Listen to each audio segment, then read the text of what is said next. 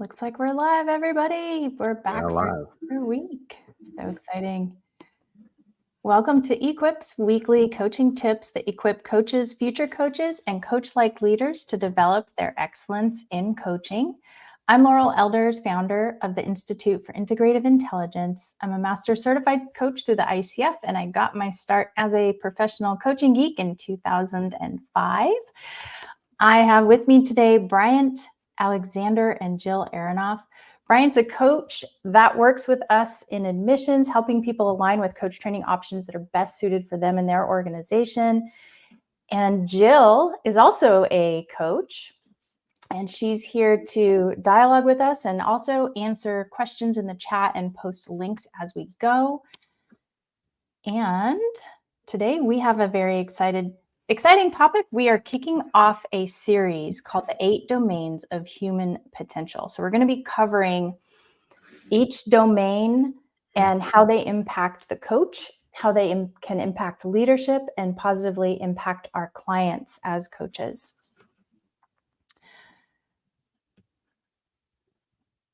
All right, shall we?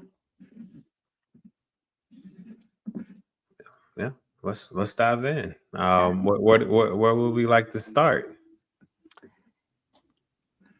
Well, let's just dive right into the heart of what are the 8 domains.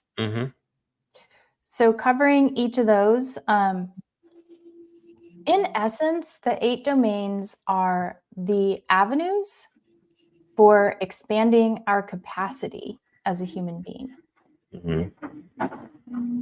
And the definition of, if we're looking at the definition of potential,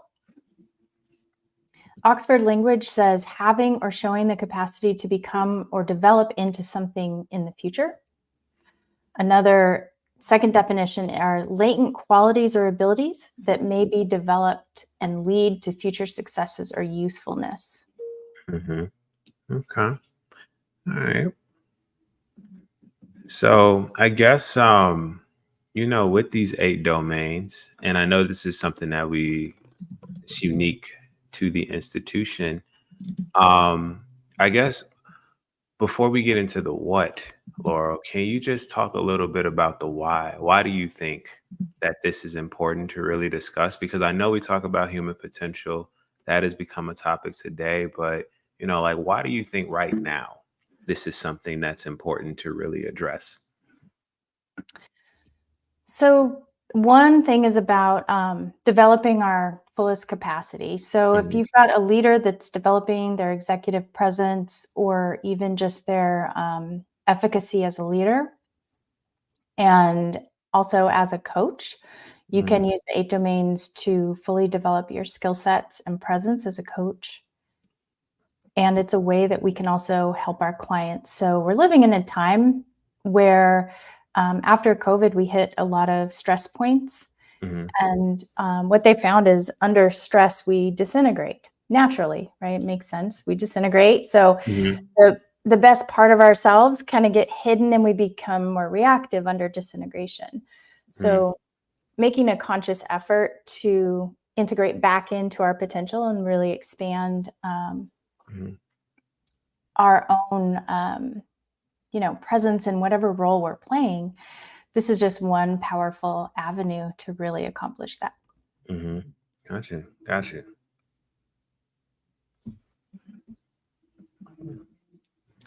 So one of the ironies I have found about potential is that once we define it, we incidentally limit it by placing a box of perception around it. And the goal is really not to stay put, but just to keep inviting further integration. And yet, ironically, we have to define some potentials in order to reach them.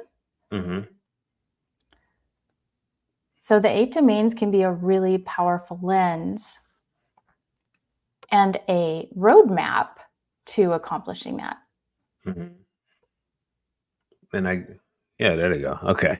I was going to say let's talk about these 8 domains. I think potential that is quite a word to use when it comes to these domains, because being that there's 8, it's like, how do you tackle all 8 of these domains, because there's so much potential around them. So I guess before we even talk about the how, just kind of going through the domains and what they actually mean, I think that's really important in relation to potential. Mhm. Yeah, absolutely. Um, so just to give a quick overview, we've got the somatic. So this is the physical body and our experiences in the body. We also have cognitive, which is the mind. So mindfulness, positive psychology. Also, Howard Gardner's work on multiple intelligences Hmm. are cognitive. We also have emotional, EQ, for example, and Hmm. relational. So, what is our self identity? What is our relationship to ourself? What is our relationship to others? What is our cultural context? All of that.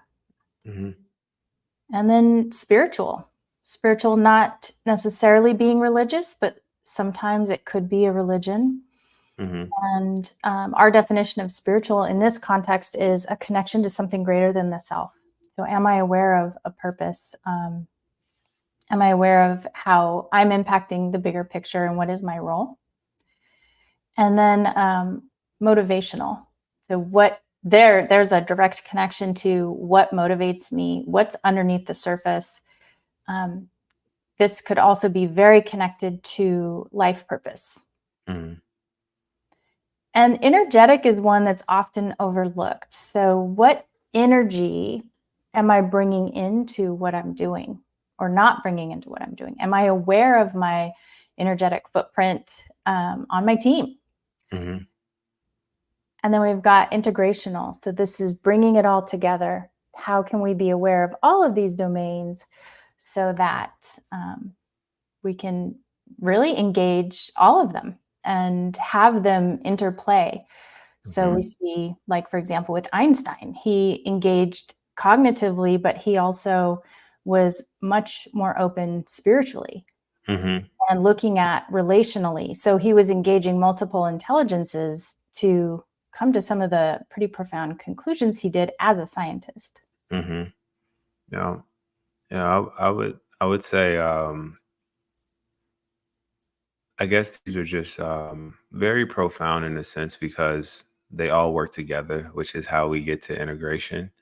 And when you talk about, I guess, potential and using these different domains, like, it's just like, how would you go about, I guess, picking the ones that you want to focus on, because it's hard to focus on 7, or I guess 8 different things.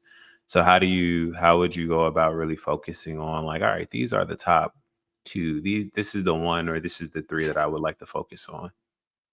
Oh, we teach a whole process around that. Hmm. So really self-identifying what way am I in balance in this area and what way am I out of balance? And what does success look like for me? What does my potential look like in this area?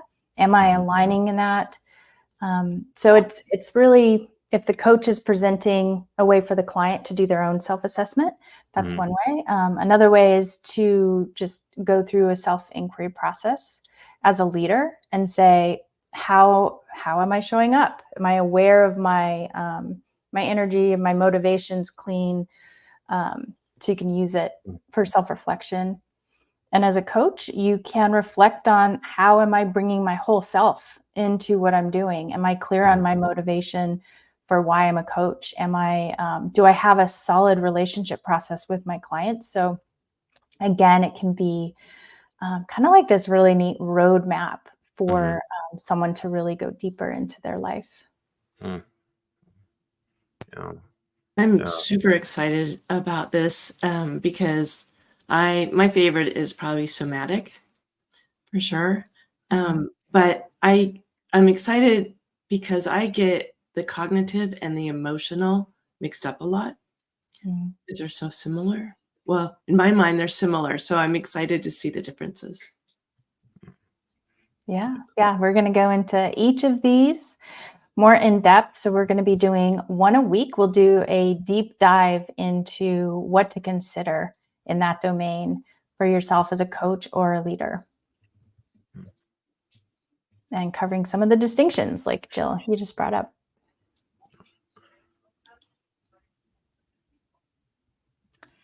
All right, so that is a quick overview of what is to come. Jill's going to be placing some links in the chat, specifically geared around integrative intelligence. There'll be a link to that. And yeah, we just wanted to hop on today just to give you an idea of what we're going to be doing in our 8-part series. And we hope you will join us. We hope that this process is a lantern to you in your path as a leader or a coach. We are really here to help people elevate their own potential through the art and science of masterful coaching. So if you're an individual or organizational leader seeking to bring coaching into what you do, please reach out to Bryant here on LinkedIn. You can also visit us at integrativeintelligence.global. And we hope to see you next week. Oh, sounds Bye. good. Thank you.